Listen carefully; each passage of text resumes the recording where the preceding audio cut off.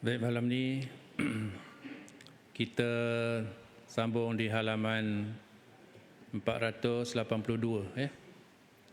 482 iaitu pengajaran yang kelima. Pengajaran daripada peristiwa yang berlaku iaitu peperangan Khandaq, perang Parit, perang Ahzab. InsyaAllah. Bismillahirrahmanirrahim. Assalamualaikum warahmatullahi wabarakatuh. Kita mulakan pertemuan kita pada malam ini dengan sama-sama membaca Ummul Quran Al-Fatihah. A'udzu billahi minasyaitonir rajim. Bismillahirrahmanirrahim. Alhamdulillahi rabbil alamin. Ar-Rahmanir Rahim. Maliki yaumiddin. إياك نعبد وإياك نستعين اهدنا الصراط المستقيم صراط الذين أنعمت عليهم غير المغضوب عليهم ولا الضالين آمين أعوذ بالله السميع العليم من الشيطان الرجيم بسم الله الرحمن الرحيم الحمد لله رب العالمين والصلاة والسلام على أشرف المرسلين وعلى آله وأصحابه أجمعين اللهم أخرجنا من ظلمات الوهم. Ya Allah, Tuhan kami, keluarkanlah kami daripada kegelapan rasa ragu-ragu. Wa akrimna binuril fahmi, dan muliakanlah kami dengan cahaya kefahaman. Waftah lana abwabal ilmi, dan bukakanlah bagi kami pintu-pintu ilmu-Mu. Wa zayyina bil akhlaqil hasanati wal hilm, dan hiasilah diri kami dengan akhlak mulia dan sopan. Wa sallallahu ala sayyidina Muhammad wa ala alihi wa sahbihi wa sallam walhamdulillahi rabbil alamin. Summa amma ba'd. Alhamdulillah yang saya kasihi, saya muliakan tuan-tuan imam, Imam Azhari, tuan-tuan Bilal, tuan-tuan Siap, puan-puan tuan-tuan haji, puan-puan hajah, ibu-ibu, ayah-ayah, anak-anak, sahabat-sahabat yang dimuliakan Allah Subhanahu Wa Taala. Kita panjatkan setinggi-tinggi kesyukuran kita pada Allah kerana Allah kurniakan kita nikmat yang melimpah ruah. Allah bagi kita peluang, memilih kita untuk berada pada majlis pada malam ni. Syukur, dan mudah-mudahan Allah SWT sentiasa melorongkan kita untuk melakukan amal-amal kebaikan sebagai bekalan diri kita.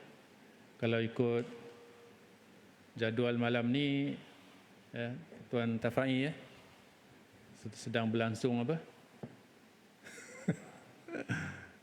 Bagi peminat bola sepak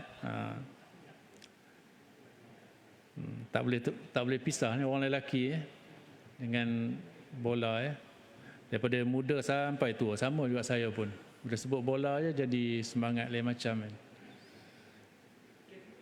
mungkin tu sebahagian daripada cinta kita kepada negara kan. Mudah-mudahan tak ada Oh, tengok tu. Ada seorang kenalan saya lah kan, dia minat sangat bola. Malam nak balik nak bawa kereta, dia suruh isteri dia bawa. Dia duduk sebelah, buka tu tengok live. Tu macam mana tu Tuan Haji ni Maksum? Itu belum Coldplay lagi. Kan, Allahu Akbar, kita tak tahulah kan macam mana. Ada satu ayat Al-Quran tuan-tuan kalau tuan-tuan kalau ada kesempatan dia tengok Suratul Baqarah ayat ke 155. Dia start daripada 154, 155, 156. Berkaitan dengan bagaimana ujian yang diterima oleh setengah manusia. Saya rakamkan dulu, kita kongsi yang saya ambil daripada FB Ustaz Asy'ari Abdul Rahman. Kalau tuan-tuan peminat Facebook lah jadi followers lah Ustaz Asy'ari Abdul Rahman. Dia tadabbur ayat-ayat Al-Quran.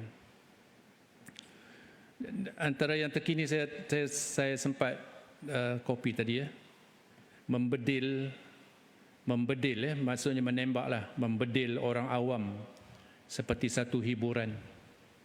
Tu. Mengebom hospital dan masjid sambil gelak ketawa. Baru kita faham, ini di tadabbur surah, baru kita faham kenapa surah Al-Buruj, was-sama'i dzatil buruj, wal yaumil mau'ud, sampai habis tu. Kenapa surah Al-Buruj, iaitu surah ke-85, tuan-tuan boleh tengok, menyebut Allah ciptakan api neraka Jahannam. Itu maksudnya tu nak ditempatkan orang yang macam itulah, yang membedil orang awam, bunuh kanak-kanak, musnahkan harta benda awam, bunuh doktor, bunuh orang yang sedang sakit di hospital. Sebab tu Allah cipta, Allah. Jadi tidak hairanlah, dan kita faham kenapa surah Al-Buruj, yakni surah ke-85, menyebut Allah ciptakan api neraka Jahannam. Innal ladzina fatanul mu'minina wal mu'minat summa lam yatubu falahum azabu jahannam walahum azabul hariq. Sesungguhnya orang yang telah menyeksa, membunuh, fatan maksudnya melakukan kekejaman lah, ke atas orang beriman. Innal ladzina fatanul mu'minina wal mu'minat summa lam yatubu, kemudian dia tak taubat kembali kepada Allah, falahum azabu jahannam. Allah sebut memang untuk jahannam untuk mereka ni. Inilah orang dia, al-yahudil mu'tadin. Sebab tu kita doa, tuan-tuan, jangan tinggal doa. Allahumma alaika bil yahudil mu'tadin. Ya Allah, Tuhan kami serahkan Engkau orang-orang Yahudi ni kepada Engkau, orang-orang Yahudi yang al-mu'tadin ni, yang melakukan kerosakan ni. Zionis kepada Engkau, terserah kepada Allah. Boleh Allahumma alaika bil yahudi al-mu'tadin. Ya Allah, Tuhan kami serahkan Engkau Yahudi yang melakukan kerosakan ni. Apa yang sedang berlaku ni lah, tuan-tuan ya. Dan jangan kita terlepas daripada berdoa sentiasa. Allah Subhanahu Wa Taala bagi kesabaran. Dalam ayat surah Al-Baqarah tu, ayat 155, tuan-tuan ya, sebelum kita masuk pada pelajaran kita pada malam ni, Allah sebut walanabluwannakum bisyai'im minal khauf, dan kami, yakni Allah, akan menguji kamu dengan sedikit rasa khauf, rasa takut kepada musuh. Bayangkan tuan-tuan, anak-anak, orang perempuan, orang tua-tua diuji dengan ketakutan. Bila-bila masa saja bom kan, akan dibom, akan ditembak, runtuhan bangunan dan sebagainya. Itu sentiasa kita bayangkanlah tuan-tuan kan, kita berada dalam situasi macam tu. Nyawa bila-bila masa akan diambil. Wal ju', dan kelaparan. Makanan tak cukup, ubatan tak cukup. Wa naqsim minal amwal, dan sedikitnya harta benda. Musnah semua, harta tempat tinggal semua tak ada dah, tuan-tuan. Kan? Dah 3 ujian dia tu. Wa naqsim minal amwal wal anfus, dan juga jiwa raga, kematian orang yang tersayang. Bahkan satu keluarga, satu rumah tu syahid. Bayangkan tuan-tuan, tak ada dah keturunan dia dah. Kan? Tak ada, khalas. Kan? Tak ada dah keturunan dia. Daripada atuk sampai cucu habis. Kan? Bayangkan. Wal amsu was samarat, buah-buahan, ladang-ladang semua dimusnahkan. Jadi 5 ujian ni semua sedang dihadapi oleh saudara-saudara kita di Palestin. Bayangkan. Ketakutan, kelaparan, kehilangan harta benda, kehilangan nyawa, dan kehilangan makanan kan, buah-buahan, ladang-ladang, kebun-kebun. Sana subur. Buah tinnya, buah zaitun kan, buah tamar subur, tapi dah dimusnahkan semua. Tu kejahatan. Sebab tu Allah Subhanahu Wa Taala ciptakan, kisahkan Al-Buruj tadi, azabu jahannam walahum azabul hariq, yang sangat panas, hariq. Kan, tu dia tuan-tuan . Dibandingkan dengan kita menerima ujian jauh lah Haji Maksum Haji Maksum. Kita rasa kita dah susah dah rupanya. Kita sebahagian sikit je Allah uji. Mereka tu Allahu Akbar. Dah berapa bulan dah tuan-tuan? Sebulan setengah dah kan?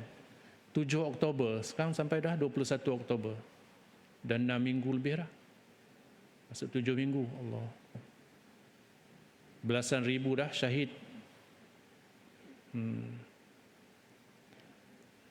So kita dapat bantu dengan doa kita dan dengan infak kita. Jangan rasa ni. Kan kita rasa susah sangat nak infak tu, mereka lagilah tak ada makanan, tak ada pakaian musim sejuk kan dan sebagainya tu. Bahkan tuan-tuan bila kita infak RM10, RM20, RM30, RM40 tu, kata Imam Al-Ghazali, dia kata bila kita infak tu kita mesti kena ada rasa malu. Dah bagi infak tu malu je. Kenapa rasa malu? Sepatut rasa, aku dah infak, alhamdulillah, syukur kan. Banyak kan? 100, 200, bahkan 1000 ada kan. Rasa malu kerana kata Imam Al-Ghazali rahimahullah, dibandingkan dengan nikmat yang kita dapat banyak, tapi kita bagi sikit, sedangkan yang kita dapat tu siapa yang punya? Allah yang punya. Kita bagi sikit je, patut rasa malu. Tapi lagi malulah tuan-tuan kalau siapa yang terus tak bagi kan. Rasa malu dan rasa tak ada rasa ni. Orang kata apa? Cubit peha kiri, peha kanan terasa kan. Kita Nabi sebut sebagai satu jasad. Kata tubuh badan ni kan. Sini orang Malaysia, sini orang Palestin, sini orang negara-negara lain, satu jasad. Dicubit satu semua terasa. Itu umpama Nabi yang Nabi sebut tuan-tuan kan. Kenapa tadi kita rasa malu? Sebab Allah yang bagi rezeki. Wa mimma razaqnahum yunfiqun. Setiap malam Jumaat kita baca kan tahlil. Wa mimma razaqnahum yunfiqun. Kan? Ayat dalam surah Al-Baqarah ayat 1 hingga 5 tu. Jadi itulah, mudah-mudahan kita sentiasa kan, Palestin ni di dalam hati kita, fi qalbi kan, dalam hati kita, fi qulubina kan, sentiasa dalam hati kita. Sebab di sana ada Baitul Maqdis kan, dan tempat bumi para anbiya. Dan kita beriman pada semua nabi-nabi, Nabi Musa, Nabi Isa. Tak sama dengan orang Yahudi tu, dia beriman sehingga kepada Nabi Musa. Orang Kristian sampai Nabi Isa tak mengakui Nabi Muhammad. Kita beriman pada semua. Itu hebatnya orang Islam ni ya.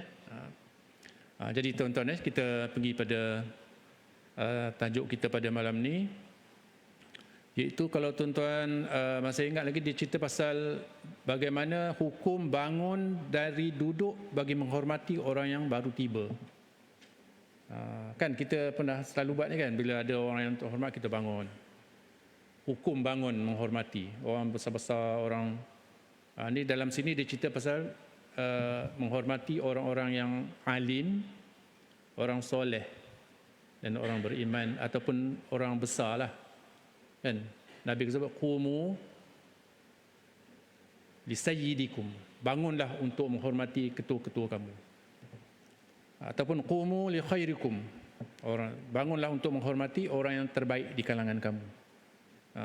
Kan kadang-kadang ustaz alim ulama datang kita bangun salam kan. Ada salam pun tak dapat apa kan. Sepatutnya orang alim lah kan, kita ambil kesempatan kan, salam. Ini orang yang glamour, orang yang ni baru salam cium tangan tu sampai tergigit cincin. Punya sayang ni. Tapi ada hukumnya sini tuan-tuan kita bincangkan sikit pada malam ni. Ataupun macam mana kita lah yang dah ada menantu, ada anak duduk jauh, sekali nak balik macam mana kita rasa?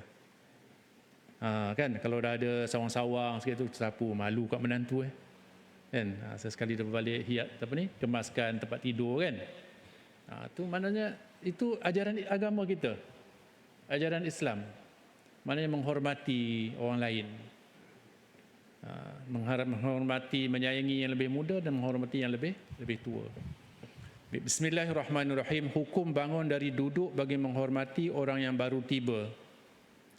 Rasulullah sallallahu alaihi wasallam telah menyuruh kaum Ansar bangun ketika melihat Sa'ad bin Mu'az. Sa'ad bin Mu'az ni siapa tuan-tuan? Tuan-tuan boleh tengok pada halaman yang nak rimbas baliklah. Halaman yang ke-477 tu. Jadi Nabi lantik seorang di kalangan kaum Khazraj, orang Madinah, ketua di kalangan Khazraj untuk menjatuhkan hukum bagi Bani Quraizah tu. Bani Quraizah yang belot tu kan, yang khianat tu. Bani Quraizah ni salah satu daripada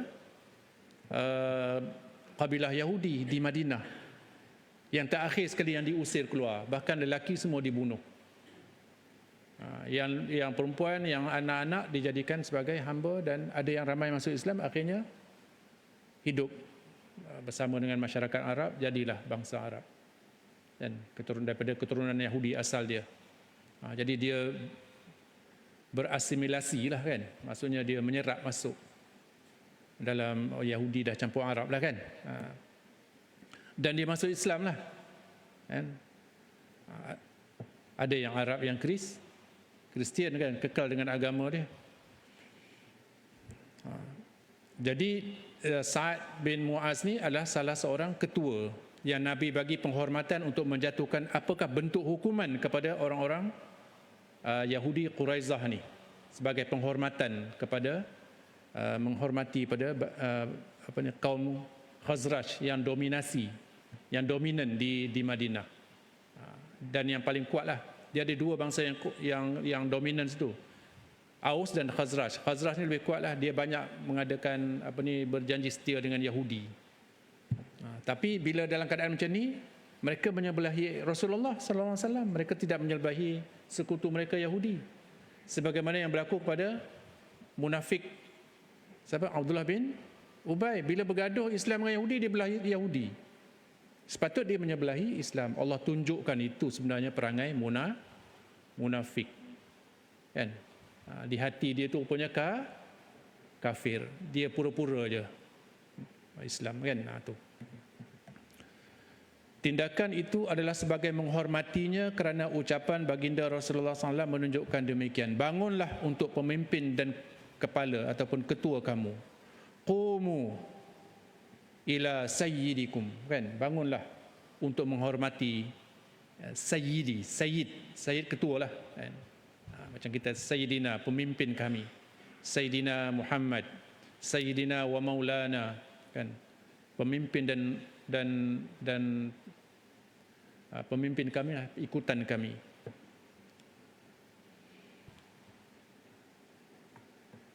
Para ulama telah bersepakat bahawa peristiwa ini telah dan lainnya menjadi alasan bahawa Islam mensyarakkan, yakni membolehkan dan menyuruh memuliakan para salihin dan para alim ulama.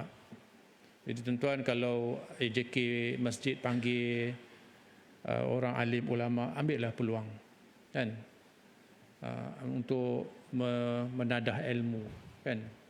Sekarang ni ulama-ulama kita yang hebat-hebat tu ramai dah yang keuzuran kan, takut-takut nanti kita tak sempat bertemu dengan mereka. Dan ramai pun dah meninggal dunia kan, Datuk Dr. Harundin kan, siapa tu, Tuan Guru Nek Aziz kan, ulama-ulama hebat-hebat tu kan, mengambil keberkatan ilmu mereka kan.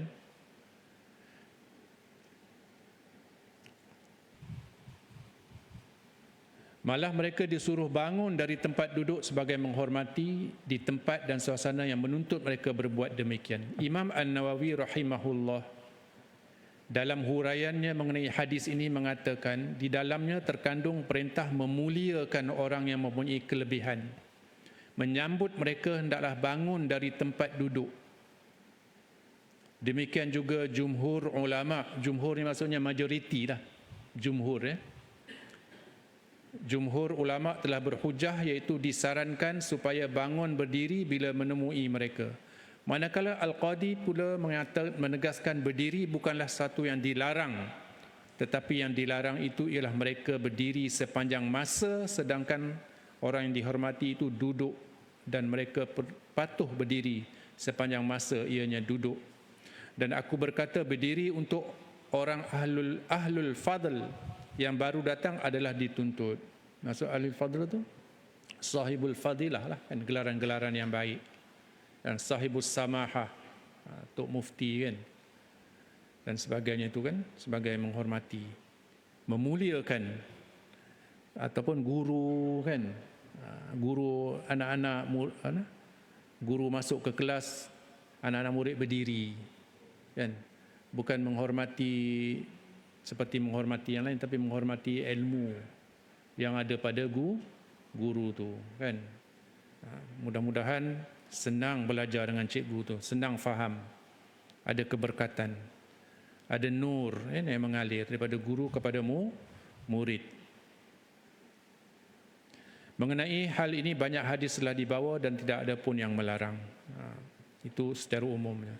Di antara hadis-hadis yang menunjukkan suruhan ini ialah mengenai hadis Ka'ab bin Malik yang muttafaqun alaih, maksudnya disepakati semua imam-imam al-hadis. Beliau menceritakan peristiwa melarikan diri dari peperangan Tabuk dengan katanya, aku datang ke masjid menjadi makmum kepada Rasulullah sallallahu alaihi wasallam yang sedang solat, maka seluruh kaum muslimin datang menemuiku untuk mengucapkan tahniah kepadaku kerana Allah Ta'ala menerima taubatku. Ini kisahnya insyaAllah akan datanglah. Seorang sahabat, dia berlengah-lengah kan, berlewat-lewat sampai ketinggalan untuk pergi perang Tabuk kan. Lalu bila orang dah berangkat, dia ketinggalan, dia menyesal. Lalu dia rasa dia berdosa, dia mengikat diri dia di dekat dengan masjid kan. Akhirnya turun ayat, Allah mensucikan, membersihkan. Jadi bila turun ayat tu, dia masuk je masjid tu, kawan-kawan tu berdiri semua bagi tahniah pada dia. Tu kisah dia. Mereka berkata, berbahagialah engkau dengan penerimaan taubat dari Allah itu, sehingga aku masuk ke masjid di mana kaum muslimin melingkungi Rasulullah sallallahu alaihi wasallam. Di masa itu Talhah bin Ubaidillah radhiyallahu anhu telah datang berlari ke arahku, lalu berjabat tangan denganku dan memberi tahniah kepadaku. Demi Allah, tidak ada seorang pun berdiri kaum muhajirin selain dari Talhah. Oleh itu Ka'ab tidak dapat melupai kebaikan Talhah itu kan. Talhah yang mengucapkan tahniah itu. Mengenai perkara ini At-Tirmizi telah meriwayatkannya, demikian juga Abu Daud dan Imam Al-Bukhari di dalam bab Al-Adab Al-Mufrad. Dari Aisyah radhiyallahu anha telah berkata, tidak pernah aku melihat seorang pun yang menyerupai An-Nabi sallallahu alaihi wasallam dalam percakapan, perbicaraan dan kedudukan selain dari Fatimah. Bagaimana Nabi sallallahu alaihi wasallam, akhlak Nabi kepada puteri baginda Fatimah. Dan ini cerita bagaimana seorang ayah begitu menghormati pada si anak. Kita selalu baca, selalu kita dengar anak kena patuh pada ayah kan, ibu dan ayah. Tapi jarang-jarang disebutkan bagaimana seorang ayah dan ibu juga kena mengasihi dan bersikap kasih sebagaimana tuntutan seorang ayah dan ibu, seorang anak mengasihi ibu dan ayah dia. Ini ditunjukkan oleh Nabi sallallahu alaihi wasallam. Hebat ya tuan-tuan ya. Sebab itulah akhlak Nabi ni paling hebatlah ya. Addabani Rabbi fa ahsana ta'dibi. Aku diajar oleh Allah, fa ahsana ta'dibi, maka aku adalah sebaik-baik dapat pelajaran adab daripada Allah. Maksudnya Allah sendiri yang mengajari Nabi adab Addabani Rabbi, Nabi kata. Aku telah diajar oleh Tuhanku. Wa ahsana ta'dibi, maka terbaiklah apa yang telah aku belajar adab tersebut. Katanya lagi, adapun Rasulullah sallallahu alaihi wasallam apabila melihat Fatimah menuju ke arahnya, bagi dia bangun dan mengucupnya. Rasulullah sallallahu alaihi wasallam memegang tangannya dan membawanya duduk di tempatnya. Tempat Nabi yang mulia tu. Kan? Betul aja. Kat rumah kita ada satu tempat yang special untuk kita kan. Orang lain tak boleh duduk. Ada tak? Setengah tu ada kan. Ini ayah punya tak boleh duduk ni. Contoh lah kan, ada tak? Tak ada kan. Ada setengah ada kan. Dan sebagai memuliakan si ayah. Ada saya jumpa selagi ayah tak balik ni, anak-anak tak makan ni. Kan? Sebab itu ayah jangan lambat-lambat balik ya. Anak-anak menunggu kan, menunggu di rumah tu. Ni ayahnya asyik medang jadi Nabi sallallahu alaihi wasallam meletakkan, mendudukkan Fatimah di tempat dia. Oh, hebatnya tuan-tuan kan. Maksudnya sangat menyayangi anak dia. Itu namanya adab. Kan? Adab. Innama bu'istu li utammima makarimal akhlak. Sesungguhnya aku diutuskan untuk menyempurnakan akhlak yang mulia. Bila Nabi diutuskan, sempurnalah. Ikut akhlak Nabi, sempurna. Itu pesanan untuk kita lah, si ayah ni Jangan ego sangat rendahkan kan. Supaya anak-anak tu jadi mesra. Boleh Ni tak ada aku ayah kan, ada status dia tersendiri kan. Tak boleh kan. Apatah lagi pada zaman ni, dulu tak apa kan. Kita tengok ayah kita dah takut dah kan. Zaman ni dah lain. Kata Saidina Umar kan, ajarlah anak kamu mengikut zaman dia. Ikut zaman. Tapi tetap dengan ajaran Quran, tapi kaedah tu lain caranya. Anak dulu-dulu pemalunya, diamnya, anak sekarang kena tahu kaedah jawab kan. Okey. Demikian juga apabila Rasulullah datang menemuinya, yakni menemui Fatimah, beliau bangun kepada Rasulullah dan mencium Rasulullah sallallahu alaihi wasallam. Ini gambaran betapa gambaran babak bagaimana kehebatan sebuah keluarga lah kan. Kasih sayang seorang ayah dan kasih sayang penghormatan seorang anak kan. Boleh penting untuk kita jadikan sebagai contoh teladan ni tuan-tuan. Kalau tak boleh semua, jangan tinggal semua ada adab yang Nabi tunjukkan pada kita. Adab kita dengan orang rumah kita kan. Nabi sangat memuliakan isteri-isteri dia kan, menjaga maruah, menjaga, mengasihi kan. Sebulan sekali bawa pergi kedai emas. Macam boleh. Duit banyak apa je kan.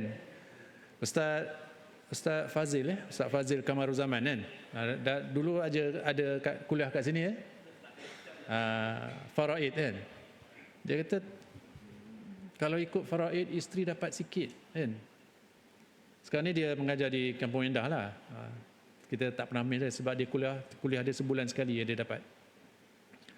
Si isteri bila kematian suami, pihak isteri dapat banyak mana? 1/8 kalau ada anak-anak kan. 1/8 je, sedangkan pengorbanan si isteri tu kan.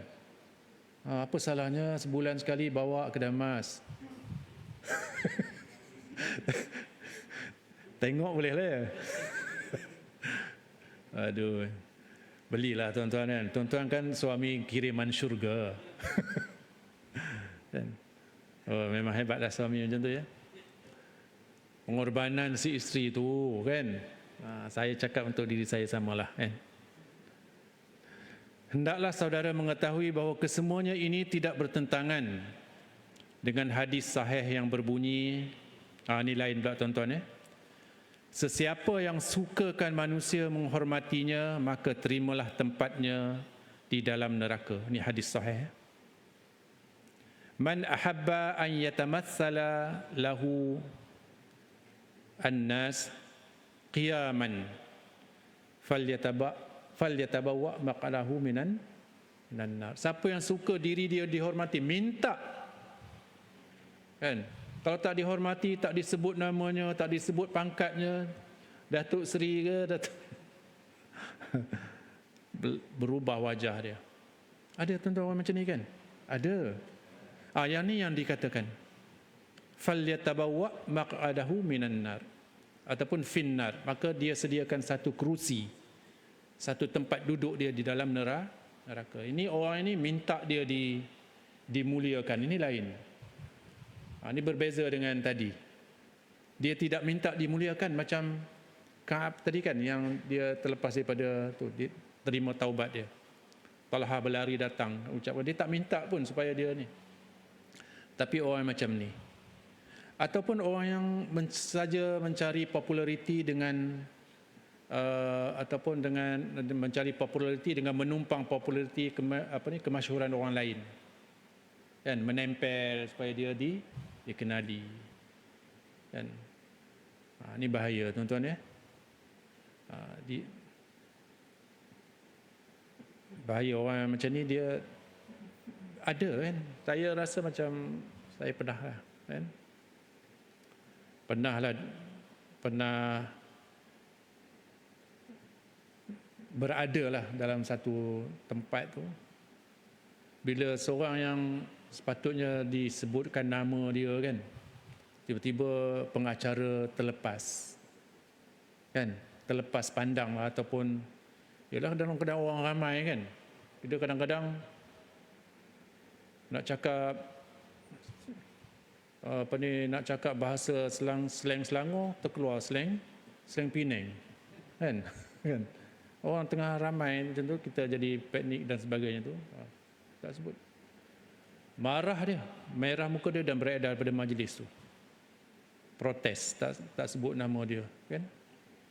Yang ini yang diberi amaran oleh Rasulullah sallallahu alaihi wasallam kan. Itu mengharapkan orang memberi sanjungan. Tapi kalau orang beri sanjungan tu bukan, jangan sampai kita rasa riak, ego Dalam istilah ada satu istilah bermujamalah. Mujamalah daripada kalimah jamil, maksud mencantikkan ucapan.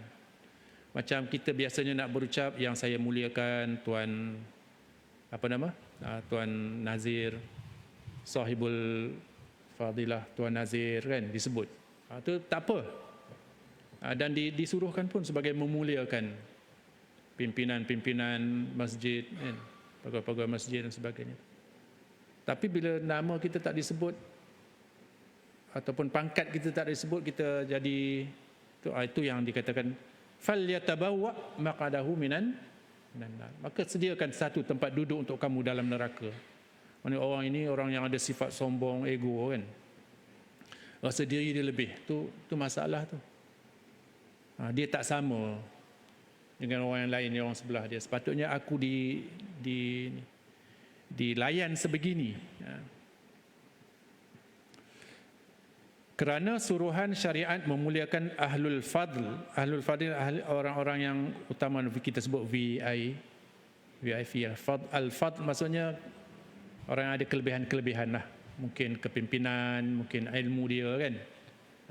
Sahibul fadilah, sahibus samahah kan, sahibus sa'adah kan, dan sebagainya. Adalah gelaran-gelarannya.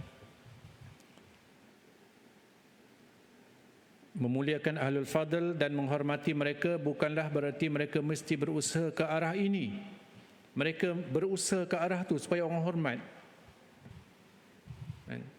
sehingga mereka sangat berkeinginan agar orang menghormati mereka. Malah di antara sifat-sifat menonjol para salihin dan ahlul fadl ialah mereka merendahkan diri,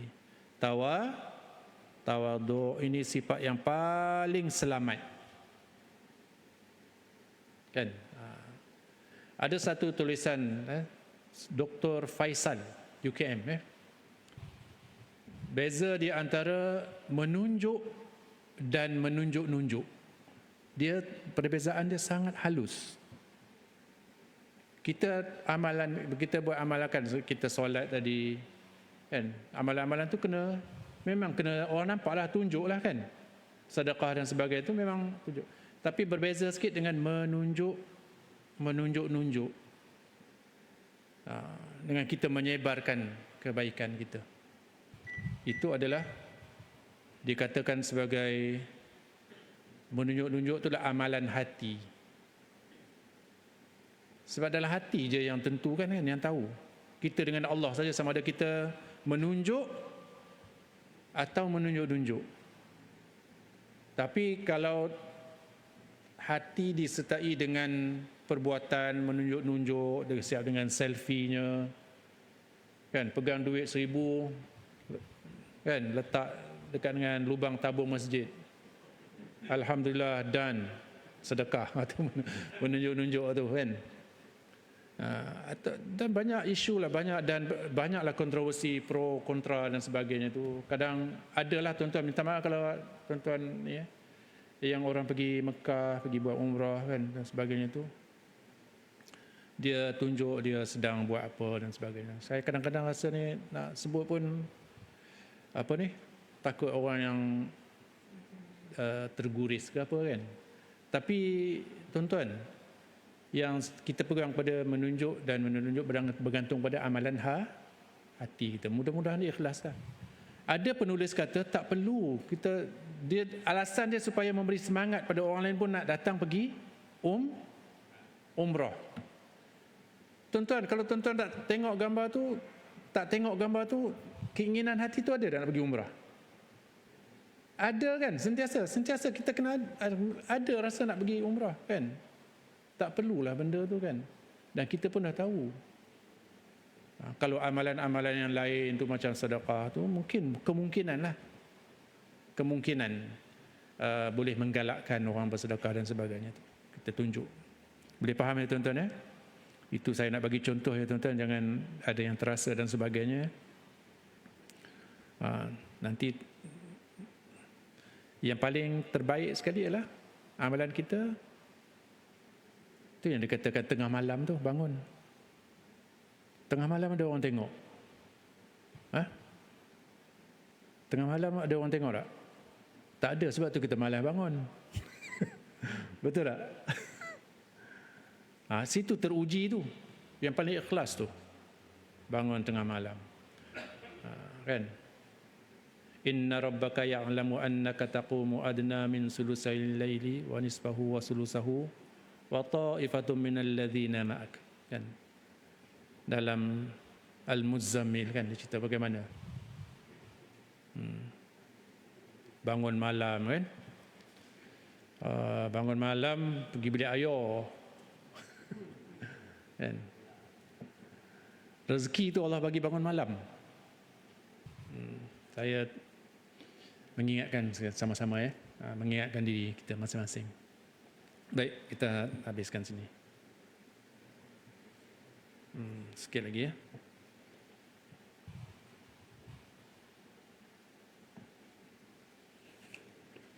Bagaimanakah anda melihat seorang fakir miskin?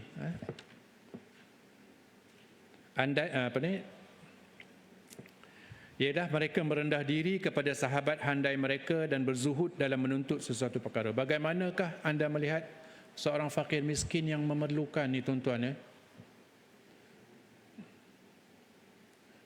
Saya ada ni berdasarkan pengalaman kita, bukan saya cerita diri saya tuan-tuan kan, tapi berdasarkan pengalaman yang saya baca pengalaman orang, tulisan dia.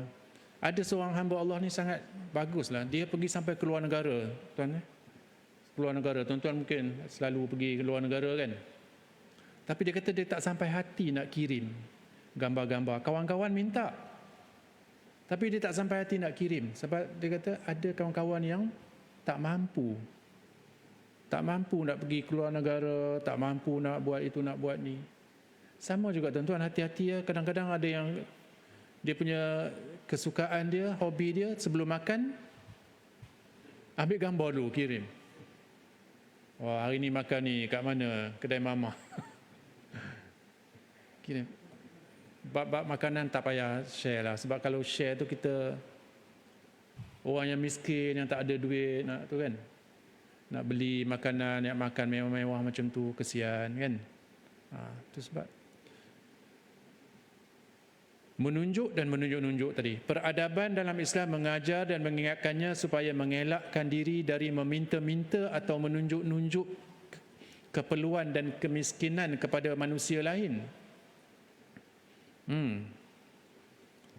Namun demikian, peradaban Islam juga tidak lupa mengingati kaum hartawan supaya mencari-cari di mana beradanya kaum miskin dan golongan lemah ini, serta menyuruh mereka memuliakan dan memberikan mereka kelebihan daripada harta mereka. Ayat ni disuruh kita cari. Sebab orang miskin ni ada dua tuan-tuan, as-sa'il wal mahrum kan. Ada ayat tu. Yang orang miskin ni ada yang suka minta dan ada yang diam, dia malu. Yang kita nak cari tu yang diam tu lah.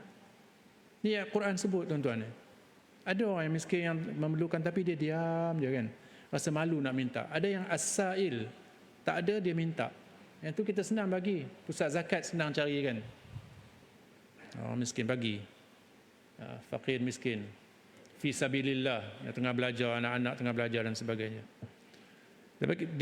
Disebutkan sini orang yang kaya tu bagi, carilah orang miskin daripada dan bagi pada lebihan harta.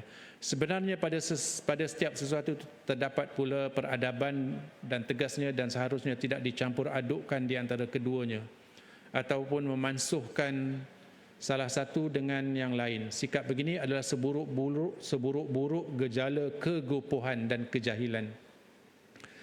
Dan namun demikian, di antara perkara-perkara yang wajar saudara mengetahuinya di dalam permasalahan ini ialah bahawa sifat memuliakan orang lain mempunyai batas-batasnya. Bila mana seseorang itu melanggar batas-batas ini, maka amalan itu berubah menjadi penyelewengan dan berdosa orang yang melakukannya, manakala si fulan yang berdiam diri tidak menegur bagi membetulkan perbuatan itu juga berdosa. Bahkan orang melakukan maksiat berdosa, kita pun sokong juga berdosa. Sepatut kita tegur. Di antara gambaran penyelewengan ini seperti terdapat dalam setengah-setengah majlis ahli tasawuf, di mana golongan murid-murid tasawuf berdiri sedangkan yang lain duduk. Seseorang itu terpaksa berdiri di hadapan syekhnya dengan penuh kerendahan dan tawaduk serta hina diri, tidak bergerak hinggalah diperintah oleh syekhnya supaya duduk, barulah mereka duduk. Atau seseorang itu terpaksa sujud di atas lutut syekh atau tangannya bila masuk bertemu dengan syekh. Atau seseorang itu terpaksa merangkak bila masuk majlis-majlis tasawuf. Dan jangan pula saudara tertipu, apa yang dikata ini adalah uslub tarbiyah kepada seorang murid tasawuf. Ini saya dah baca, ada pro kon lah kan. Ada pro kon. Satu aspek dia nak didik anak-anak ni, satu tarbiyah, menghormati orang-orang yang alim. Tapi pengarang ni dia lebih pada jangan, tak sampai ke tahap itu. Tak sampai ke tahap itu. Yang ni wallahu alam lah, kita tak terlibat dengan kesufian ni kan. Mungkin ada hujah-hujah lah, kita tak bincangkan lebih jauh lah. Kerana Islam sudah pun menentukan manhaj dan uslub tarbiyahnya, di samping memperingatkan mereka agar jangan terkeluar dari dasar-dasar tarbiyah. Maksud tarbiyah itu apa? Didikan. Didikan, tarbiyah. Amalan itu bukanlah uslub Rasulullah sallallahu alaihi wasallam dalam tarbiyah. Maksudnya penulis kitab ni kata yang sampai merangkak-rangkak itu bukan uslub Rasulullah sallallahu alaihi wasallam. Ada tuan-tuan di pondok-pondok ada. Tapi itu kita tak bincangkanlah kan. Itu mungkin ada hujah-hujah yang lain kan. Kita tak ada ilmu bab tu kan. Mungkin kita tanya tuan-tuan guru budaya-budaya di pondok-pondok kan. Wallahu alam. InsyaAllah kita sambung pada kuliah yang datang. Akhir tajuk pada tu, InsyaAllah kita masuk ke kitab yang jilid yang ketiga insyaAllah. Wassallallahu ala sayyidina Muhammad wa ala alihi wasallam walhamdulillahi rabbil alamin. A'udzubillahi as-sami'il 'alim minasyaitonir rajim. Bismillahirrahmanirrahim. Alhamdulillahi rabbil alamin. Wassalatu wassalamu ala asyrafil mursalin wa ala alihi wa ashabihi ajma'in. Allahumma rzuqna ilman nafi'ah. Ya Allah, Tuhan kami, kurniakanlah kami ilmu yang bermanfaat. Wa rizqan halalan tayyiban mubarakan, rezeki halal yang baik dan yang barakah. Wa amalan salihan mutaqabbala, dan amalan soleh yang engkau terima. Wa sallallahu ala sayyidina Muhammad wa ala alihi wasallam walhamdulillahi rabbil alamin. Assalamualaikum warahmatullahi wabarakatuh.